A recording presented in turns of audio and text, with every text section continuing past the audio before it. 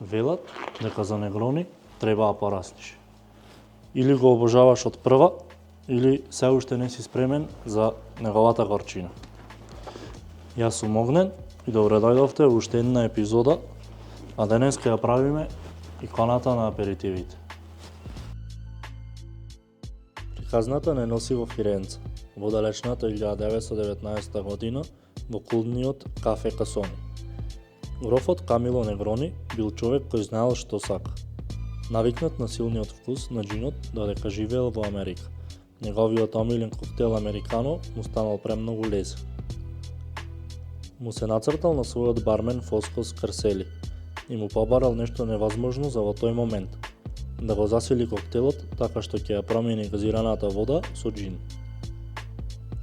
Скарсели знаел дека ова е историски момент. Но, тајната на доброто негрони не е само во алкохолот, туку во контролата. За да не ги помеша нарачките во барот и да ги предупреди останатите гости дека ова не е обично американо, наместо во обичаеното парче лимон, тој ставил парче портоко. Овој коктел се служи исклучиво со една голема коцка или топка мраз, затоа што сакаме коктелот да остане ладен до последната голтка.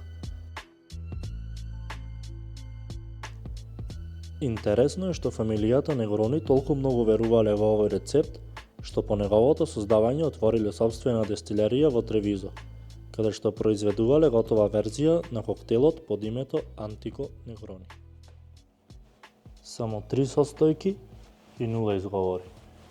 Негрони е чиста класика.